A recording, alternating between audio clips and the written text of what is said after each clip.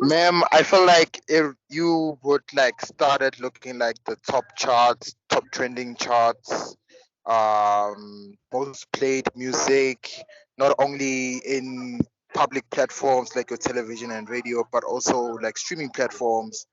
And yeah, Okay, would that be for any type of radio station or a specific one? For music radio specifically. Music radio. Okay. For any specific age group or for everyone within music radio? I think for a specific age group. Yes, it would. Okay. If you want to look at the hits and only use them, you will look at a very specific target market. Before we get started, I want us to look at where this whole concept of compiling music comes from. So we're going to start by looking where music compiling comes from, where this whole concept started, because like everything, it's got a beginning. So the concept of music compiling and putting together these limited playlists was developed in the United States in the 1950s. So it started only in the 50s. The format of Top 40 as we know it today was the brainchild of a guy named Todd Starrs, who owned KOWH, a radio station that is based in Omaha, Nebraska. And Starrs noticed that jukebox users regularly selected a relatively small number of songs from a much larger collection, right? We all know when we use a jukebox, I don't know if you've ever used one, but I remember when we used to use them, we would tend to play the same songs. We wouldn't go through their whole list to see what's on there. We'd search for things that we like. So you choose a relatively small number of songs from this much larger connection that they actually have. And after buying a radio station called WTIX-FM in New Orleans, he set out to trump a rival top 20 show by adding another 20 songs to his playlist because he started with the top 20. And then he extended the radio music program by an hour and so produced the first top 40 sequence. So what he did was he decided to play this current top songs that people used to choose when they listened to a jukebox and put them on heavy rotation, which means they will play very often rather than playing this long list of different songs. Okay. That's then how this top 40 was born, when he added another 20 songs. But playlisting in this way has its own set of complications, because what happens when we keep hearing the same songs over and over and over? We get bored of them, right? We get to a point where we get tired of hearing them, especially if we hear them in the same order. I don't know if you've ever listened to a CD or to your playlists so often that you automatically know what the next song is that will be coming up. But that's kind of what happens. We needed to find new ways now of playing these songs so that people don't get tired so quickly. So the solution was to now have two separate boxes with these index cards at the same time. So your first box would be filled with a couple of cards that had a couple of the current hits on it. And this would be called box A. So box A would then be your popular songs, your most popular songs, your top 40 songs. We are on page 172, okay, at the moment, page 172. And then their second box, box B, had the other 34 or so songs within them. And these songs were either formerly known as box A or new releases that weren't as popular yet. So that's your second box of songs. Okay, so you had two different boxes of songs. And today we don't refer to these as boxes, we refer to them as categories. So we have different categories of music within them. So what did you do? A presenter had to take a card that had the name of a song on it from the front of each box or category in turn, and this would be in a pseudo-random sequence. So there's no specific set sequence here. And then once you've used it, you would put the card back at the back of the box, okay, after usage. So depending on the size of box B and the repetitions of songs, this would vary from listeners hearing them either once every 2 hours for box A or once every 4 to 5 hours for others, in this case, box B. So you would have box A that would play more often, once, let's say, every 2 hours. Box B, songs will play every 4 to 5 hours, right? How it would be rotated. So soon after this, almost all radio stations started to adopt the system of rotation of the music, and radio stations with wider repertoires simply had more boxes or more categories to choose from. And this was how music rotation or compilation of music radio began originally. I remember when I started out in radio, I just missed the tape phase and I came in with the CD phase. You had a list, and on that list, it'll tell you which categories you will play in what order. So it didn't tell you exactly what song you should be playing. It just said what category. So then you would take your list that has all your categories for your 3 hours worth of music. You would go to the music library and scroll through everything and choose CDs with songs on them, obviously, for each category. So, and then you had a page where you had to write down under each category what song you played so that the other presenters can see what was already played within those categories so that they don't play it again. So that's how I started out in radio. Much easier these days, by the way, with the way that we now just have it all digital. Because remember, with CDs, these things will still skip. While you're playing something would start skipping online, on air rather, then you quickly, there were two CD decks. So then you can quickly switch over to the second CD desk. Still didn't sound that great. So now what we need to do is we need to start looking at different formats of music. So within South Africa, we have two main categories that we split the music into.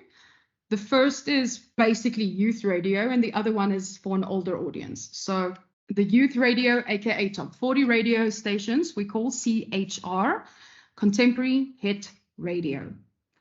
As you can hear, what we're covering today is also a section of your assignment. Just thinking about it, a CHR radio station, who would they then talk to? They would be talking to the youth.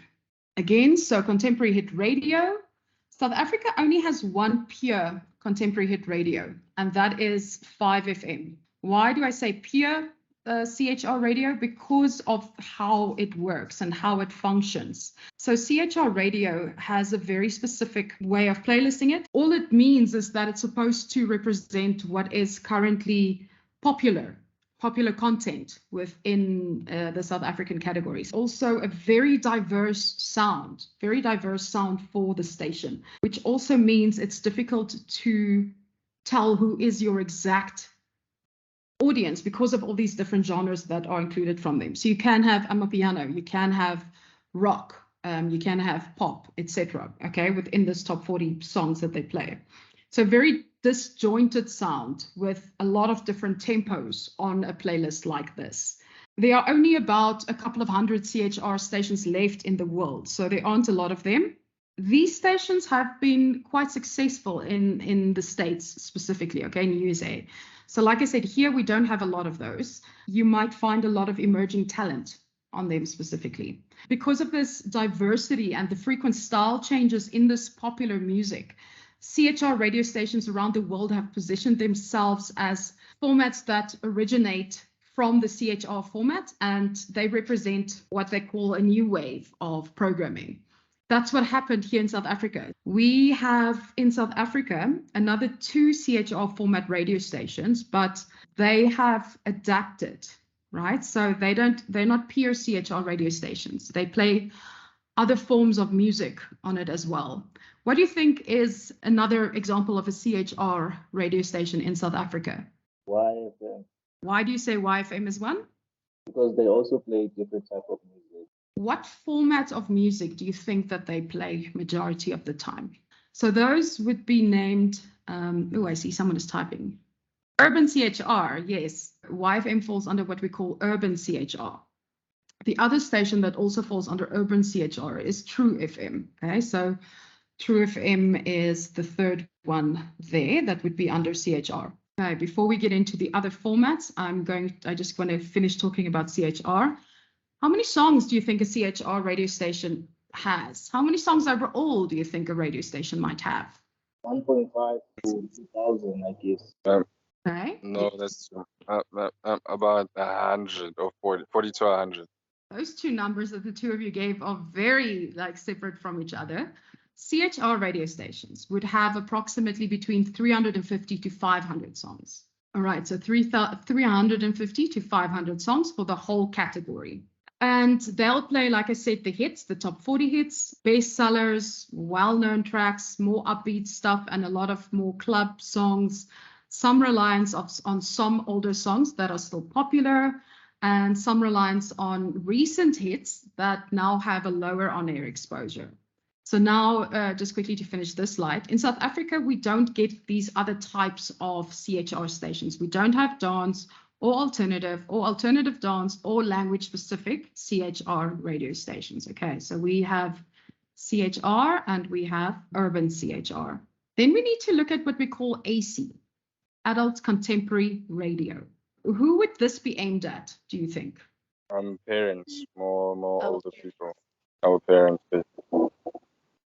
So we get different types of, again, under AC, people over the age of 30, okay. So if we start looking at adult contemporary, in essence, what you can think of when you think of them is kind of like the middle of the road stations. They target audiences over 30, exactly, and they play mixtures of contemporary hits and older songs from the past decade or two normally, right? So that's normally what they find. So they won't normally play a lot of cutting edge new stuff, these pure AC radio stations. The problem here is that we get so much music that can fall under AC. When you just say that you are an AC radio station, it's very difficult to define, all right? So we try and put a format to it, another format to it, to make it something else. If we just look at a couple of stations in the Gauteng region, which are AC formats, they are, for example, Metro FM, Ukhozi FM, 947, Lesedi FM, Kaya FM, Jacaranda, Dozy FM, Motsweding FM also. But do these stations all have the same target audience, the ones I just mentioned? Does Metro FM and Jacaranda FM have the same target market? No. No, they don't. No, they don't. Okay, so all of these stations can't be categorized together, but just because they're all AC doesn't mean they play the same type of music, right? So that's what I mentioned with regards to AC being a very broad category, and that's where we have to break these down even further. So just a couple of other examples on here also: KFM, Heart FM, Smile FM, East Coast Radio, RFM, Gagazi FM, most African language public broadcast services. So how now do we split these up, all these AC stations? So we will split them up under hot AC, soft AC, and language-based AC, because in South Africa, there's also a thing called modern AC, but we don't have modern AC radio stations in South Africa. That would be like, do you remember how Tuks FM used to be? Like, they used to play a lot of rock music. They used to be seen more as a modern AC, but nowadays they're also just a CHR radio station. So what do you think would be the difference between a hot and a soft AC station? Upbeat music and more soft. Yeah. Okay. So what would be an example, do you think, of a hot AC radio station? Metro. Yes. But what if I tell you that Metro FM and 947 are both hot AC stations? Do they play the same music? No, they don't. I've never listened to 947. I've never listened to 947. Okay, well, they don't. No. Yeah, they don't play the same music. So we're going one step further with Metro FM. So Metro FM overall is actually classified as a hot urban adult contemporary radio station. So hot urban AC. 947 is just a hot AC. So do you see the differences? And these hot AC radio stations have a slightly younger audience than normal AC radio stations or even soft AC radio stations. Okay, so normally their audiences would start from about 25 upwards. Okay, so that's also one of the differences as we break up the different AC stations. So let's go back to soft AC. What would be an example of a soft AC radio station? Jacaranda. Oh, Kaya. Yes, Jacaranda. actually, and yes. Yes, and yes. Hey, that was good. Normally, people don't really get the soft ACs. So soft AC, first and foremost, caters for people over the age of 35. Okay, so you'll hear that with the kind of music also that they play. What would be the difference again between Jacaranda and Kaya? The biggest difference between these two, once again, is that Kaya FM is known as a soft urban AC radio station, and Jacaranda is known as a soft AC radio station. Okay. Right. Thank you, ma'am. Then we have one more format under AC, which is language-specific AC. And what is that? That is the 10 African language radio stations. The only one not included in there is Radio 2000. The reason Radio 2000 is not included in there is because it's English. Any radio station across the world that's in another language to English is seen as a language-specific station, whether it's contemporary hit radio or whether it's AC. So then urban AC simply means any radio station that's hot or soft AC can fall under this. Okay. All right, so let's look at this. So how many songs does a AC radio station have? They have a larger catalog. So they have between 500 to 2,000 songs. Okay, so a bit more songs than the rest of them. And we looked at urban just now. The size of the library will depend on the radio station. So it could be newer songs, it could be older songs. It completely depends on that. That is the formats of South African radio.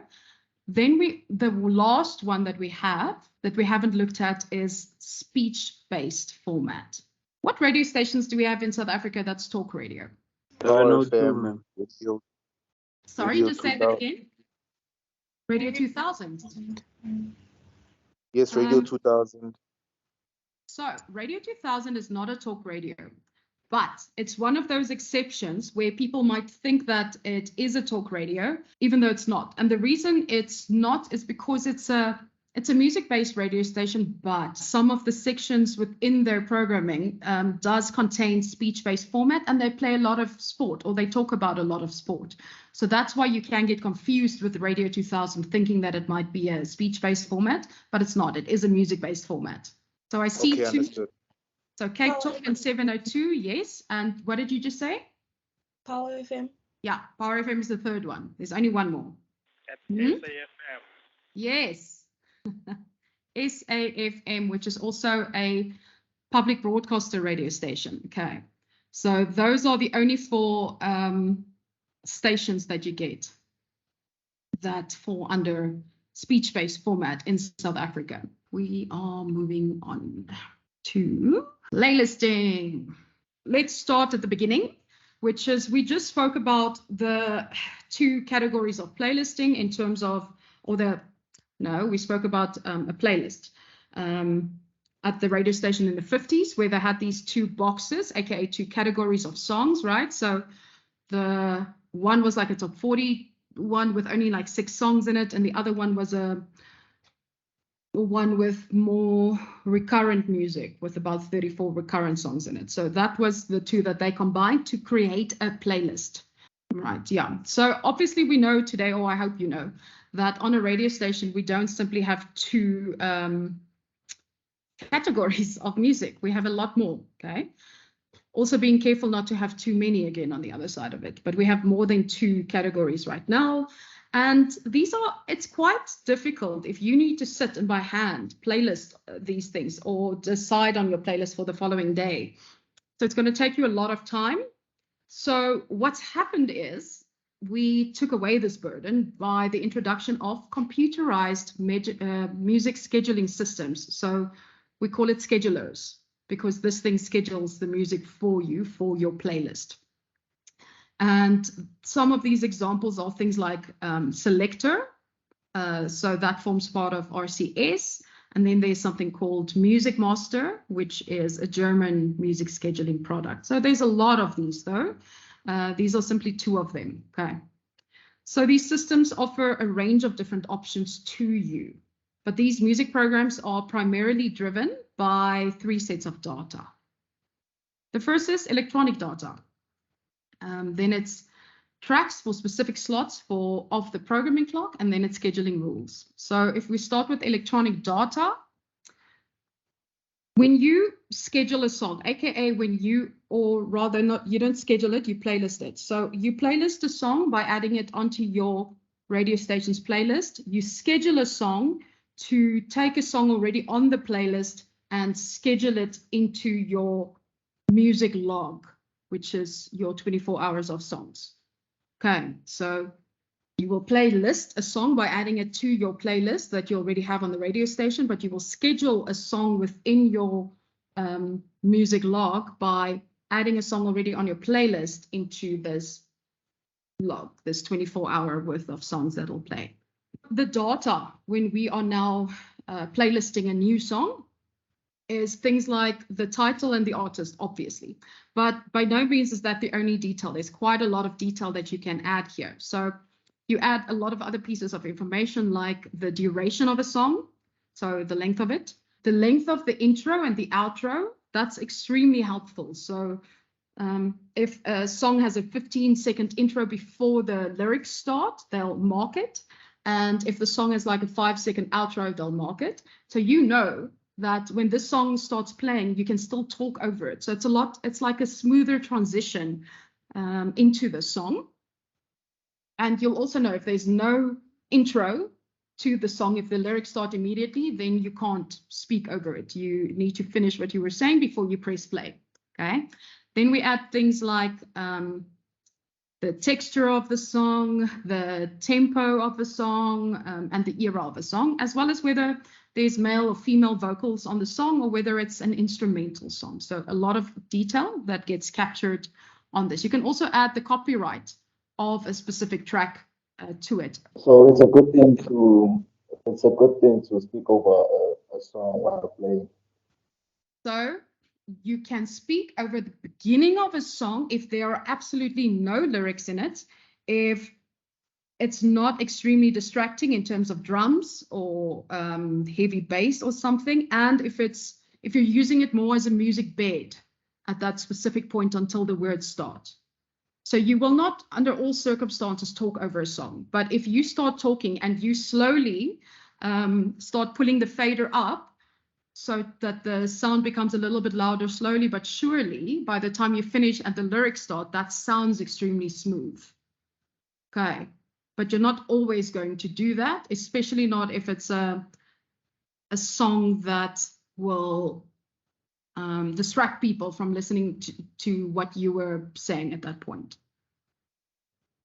Some tracks we also label as good hour starters. So great songs to use when kicking off an hour of programming in a specific style and a specific tone, while others might have certain scheduling restrictions, okay, limiting them to being played only at certain times of day. So if a song perhaps is an extremely edgy song, or has a lot of swearing in it or whatever it is, we might playlist it only late in the evenings. And then in addition to this, we also have a song database that will contain the copyright details, like I've mentioned, for accurate reporting to the collection societies. So what are collection societies? Global bodies that license copyrighted works on behalf of the artists. In South Africa, and this is not a trick question, I don't expect you to know this. It's also not part of teachings in second year, but which entities do you know that collect royalties for copyright for music in South Africa? SAMRO. So SAMRO is one, great. Anyone else? RISA.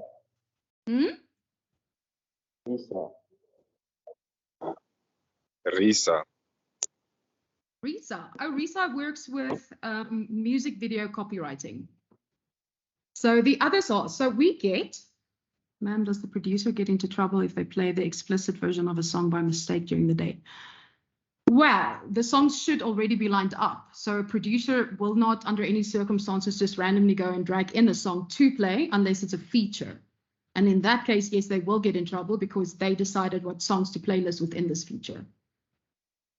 Okay, so you don't choose your music. It's already done on this 24-hour playlist that you have on there.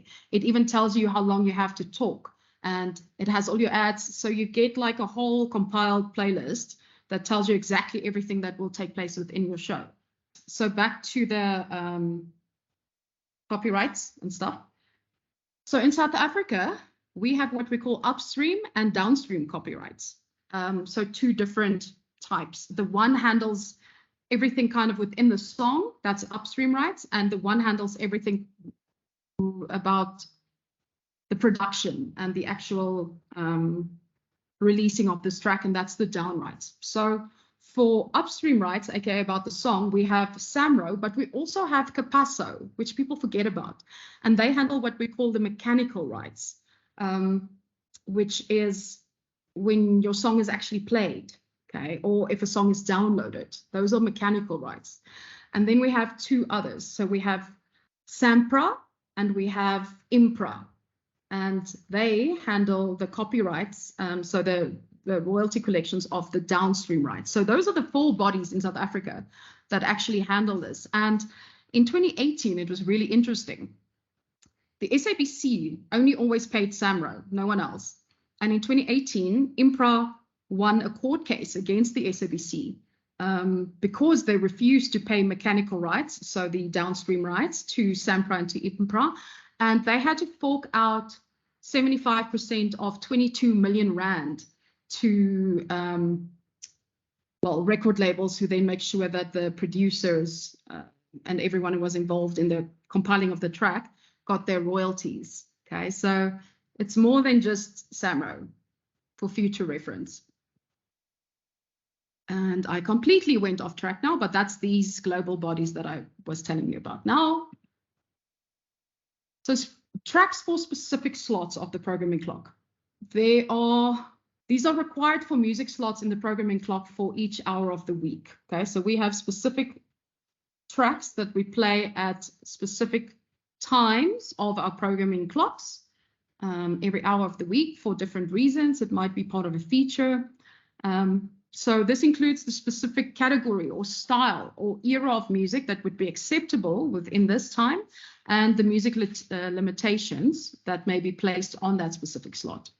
So scheduling rules are the rules that we apply to these schedulers or these scheduling programs. So not the more rules you have, but the better you have this thing worked out in terms of having rules in place for certain things, the better your playlist that it gives you at the end of the day will be, okay? Because it structures your playlist according to the rules that you have set in place.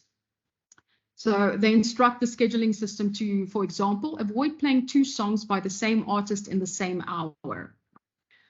So unless it's for a feature, and then the presenter will drag in the songs themselves in any case. These rules also specify minimum repetition intervals for songs in different categories. So let's say a song played in breakfast, it can't be repeated again until whatever, something else happens. Until a couple of other songs have been played, or it can't be played more than once in a week, for instance, right? And then the program can be asked to avoid playing a song in the same day part until it has been played at a specific number of other places in the day. So if you have a song on the drive, it can't play on the drive again until it's played on the breakfast show and the afternoon show and the evening late night show, okay, for instance. So these are all rules that we will put in place around certain songs. But how do you know what music to play? What music your listeners like? Yes? Sorry to cut you off. Yesterday when I was listening to YNF, it was Uncle Tap in the Morning. There was a specific song, I think it's that Burna Boy song that's out now. Yeah. He played it as the last song of the show, and then the show after them, I forgot who it is, they started the show off with that song. Right. So he probably played the first song of their first hour, because that should never happen. That wasn't a playlisting error, that was a human error. Oh, okay. Because remember, so how you see this thing is you just see these rows, okay? And if you ran out of songs, it is going to start, let's say, because it doesn't have a show, it doesn't tell you what the show is, it has the times. So let's say his show ended at 9 o'clock and he went over. So he played too many songs, or he cut certain songs or skipped songs, whatever he did. He might have by accident clicked on a song that was meant to start playing at 8 minutes past 9, for instance. But instead of it playing then, he played it as his last track. And then they just simply went back and started at their specific time instead of just going on to the next one. How do you decide what songs to play, what songs to program into the scheduling system of yours in order to get an appropriate playlist to which your listeners will respond? How would you do that? So firstly, you need a music policy, okay? You need a music playlisting strategy. And this will tell you what kind of stuff should be included in there. So there was research collected by Johnson in 2008 that said that music tastes are neurologically programmed around the age of 15 to 21, in which time one begins to form an identity of the self. For instance, the sense of who you are.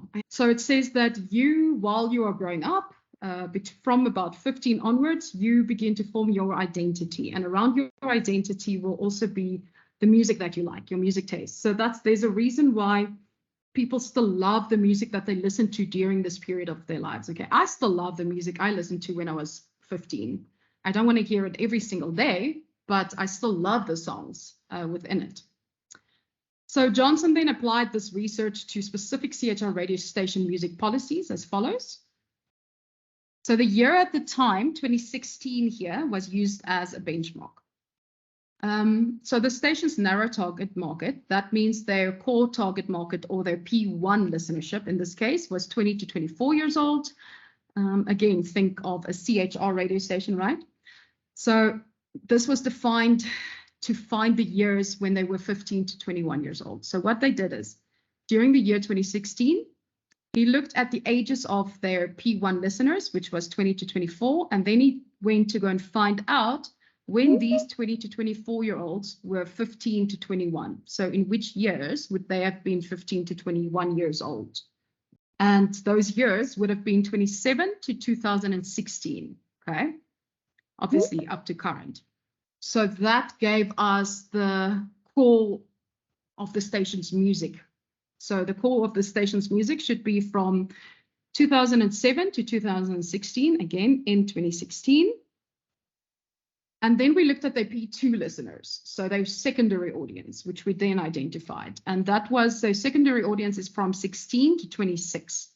So then we looked at, in 2016, when was these listeners 16 to 26? When was these listeners 15 to 21? And that was from 2005 up until, again, current 2016, okay?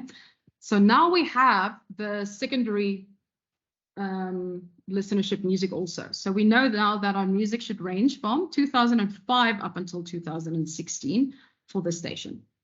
So the core of the music offering would have music in it that was popular from 2007 to 2016, with the larger music scope stretching back to 2005, so 2 years later. This was the same music that this particular CHR's radio station's target audience loved, and according to which they had defined their lives. So the station then continued to use this new strategy, which required that it regularly cleaned its music database, obviously, because it'll change every year, in order to remain relevant to the target audience as defined by their station strategy. So then we look at, in 2013, Thomas Geiger wrote a case study after he was approached by a music director of a local Serbian radio station in East Europe. The music director here asked him for advice because they wanted to reorganize their music database and the format clocks in order to obtain a more structured music playlist. So we're going to go through this case study now, and it starts on page 175 of your Next Level Radio textbook. So he started by analyzing the radio station and the radio market, because every single playlist or any playlist exercise needs to start with an in-depth analysis of the target market and the audience's needs. You need to understand who your target market is, your primary and your secondary target market, before you can compile music, okay? So market studies usually indicate the market's favorite genres or music from specified years. So here, this specific radio station was a local station in Serbia. They had about 260,000 people listening to it. And the age group was 25 to 45 years old. So if we had to put this in somewhere, we would in South Africa classify this as a hot AC radio station. Okay, so they classified it as a Christian AC station that played contemporary soft pop, pop, and pop rock. And they played local songs, so Serbian songs, but also English songs, both gospel and secular songs, right? So this is the radio station. Okay, then number 2, they reviewed the music library and the categories. So if the station is not new, then it's important to look at the current library that they have and their current available categories in order to get a good feel of what is currently taking place on the station. So Geiger mentions that the Serbian radio station often played non-stop music and had a very large music library with over 3,500 songs in the English language catalog alone. Okay, so a lot of songs, way too many songs. The station had categorized the songs according to the decades, as well as hits from 2011 to 2013. So that's our second one. Third one, use image rotation categories. So the Serbian station used other categories to rotate all their imaging, which proved very convenient. We even tend to do it, well, in South Africa, all we have set of hotkeys where we will just go and play our jingles from according to station, but you can also work it in, especially because you know when certain, obviously all radio stations are starting, and you know that every single radio station has its own show promo. Okay, so Geiger therefore recommends using music categories to rotate and position jingles and sweepers and promos with fixed positions on the clock. And he goes on to say that their music playlist was initially considered chaotic at best. Okay, so if we look at the above mentioned music categories that come out of a station and that this station was playing, their music was played from the 1950s all the way up to present day, in this case, okay, 2013, while they were aiming their station at a target market of 25 to 45 years old. Would a 25-year-old listen to music from the 50s? The average 25-year-old? No way. No way, right? You do get the odd ones in everything, but no way on majority of the case. So they were not playlisting and playing music for their target audience. So his first step then was to define the exact music that the station should have been playing and should be playing going forward. And there's a formula to this. Actually, it's a very easy formula. So you always start by defining your top end of your target market. So in this case, the Serbian radio station's oldest target was 45 years old. So if we use YFM year in comparison, their oldest audience, P2, would also be, or it could be 40 actually. So let's say 40. Then what we do is we don't go back much further than 35 years of the music history. So if we go back 30 years, well, let's just start here first before I do that. So the formula for this year's era border is the age of your oldest target listener. Okay, so 45 minus 10 is the number of years you go back. So if we say, so that's why they go back 35 years. If we say their YFM's oldest audience would be 40 minus 10, so that's 30 years. And 30 years of 2022 gives us 1992. So YFM should not be playlisting anything older than 1992, according to this, on their playlist. And in this case, they should not be playlisting anything older than 1978, keeping in mind that this was done in 2013. So this was then the cutoff date for this radio station's music library. Technically, every single radio station should be using something similar to this to find out what the oldest songs is that they should be playlisting on that specific station to still make it relevant to the listeners. Then play mass appeal songs. So once you've established your era borders, it's important to create a list of songs that reflect these era borders. The most popular songs of those eras need to be considered, meaning they were the biggest appeal within those years. And this is then where your auditorium music test that I mentioned earlier will come in. And this will help gauge appeal, particularly in recalling the memory of certain tracks and to create certain libraries or categories of music that the station will play. So what will they do? If we take again YFM 1992, you will now play songs to them from or popular songs within 1992, popular songs within 1993, popular songs within 1994, upwards up until current. And they will then rate them according to certain categories, and that will tell you a lot about which songs have mass appeal and which ones don't. Then we get to number 5, limit your number of categories. So here you're going to pinpoint the exact or your core target market. Okay.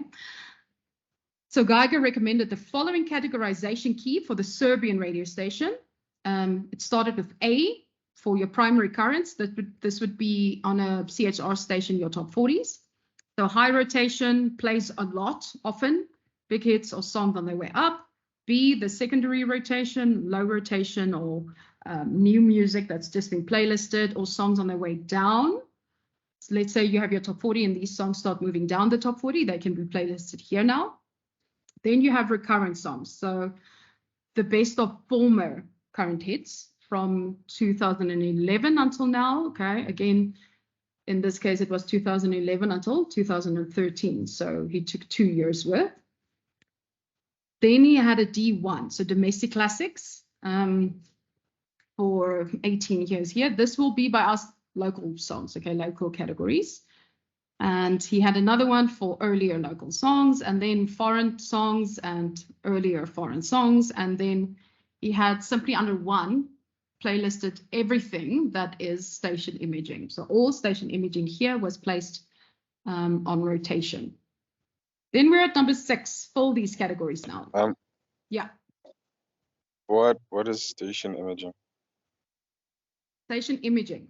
Anything that advertises or that tells you anything about the brand, aka the radio station. So coming up in this hour, like, you know, those where they have like this hour, these songs will play, or where they go, or where they give you a station promo, aka the drive's intro, or the news jingle, or a music sweeper in between 2 songs, but that'll just give you pretty much a little bit of information about a song or about that specific radio station. Sound effects with a little bit of talking over it. Intros, promos, liners, stingers, jingles, brand and market particular songs or music effects, along with like a line of talking, some sort of you saying something, whether it's you're listening to 947 or whatever they say. Those are all part of imaging. So filling in the music. Filling the music categories is then done by using the auditorium music test that we did previously in number 4, and any mandatory split that needs to be applied. So, for example, a split between local and international songs. We have all stations have a separate category for local music, because we know that we have certain criteria that we need to fulfill with regards to local music. So in this specific case study, the music library was reduced from 4,500 songs down to 650. So that's a big split, right? That's a lot of music that was taken out, because now you can actually have a station sound and you would understand your brand a lot better. So if we look at the, what do they call this? Criteria to help figure out what songs you should be playlisting and what songs you shouldn't be playlisting. Starts with the format. Does this track fit, in this case, the Christian AC format? The production, is it a well-produced song? The radio edit, is this track's language and length edited, and is it suitable for radio? The hook, is there a catchy chorus in the song? Familiarity, does the track offer a familiar sound? So will it resonate with the mainstream audience? Accessible, will the track be accessible to most, if not all, of the demographics?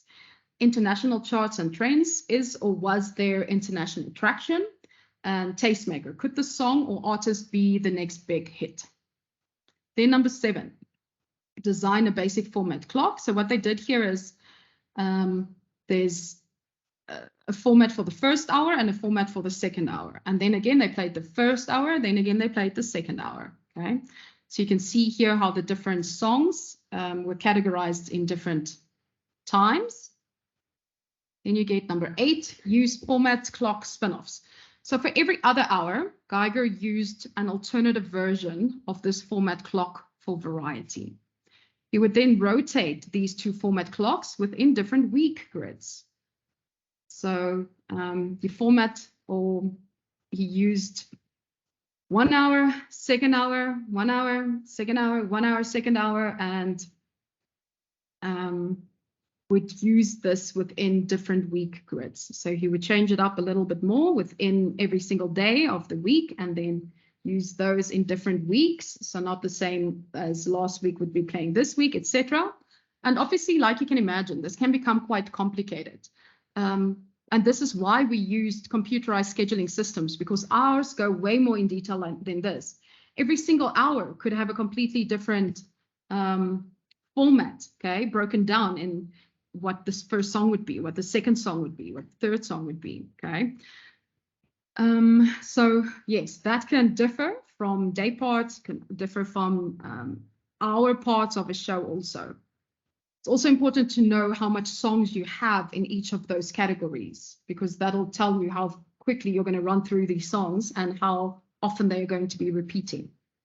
Then lastly, you set up the rules in the scheduling system that we spoke about. So scheduling rules can and do apply to things like different programs, different hours, different day parts, different days of the week, avoiding to play a song in the same day part until it's been played a number of other times of the day, and then your quota requirements in terms of local songs, for instance. Okay, so such rules typically require the computer system to avoid playing, like I said earlier, 2 songs by the same artist in the same hour, and specify minimum repetition intervals for songs in different categories. Oh, okay, no problem at all. Cool. All right. Then if you have no questions for me, we're finishing up for today. And then next week, obviously, I'm seeing you in person. Then you must have a good rest of your week. Thank you, ma'am. Bye. Bye.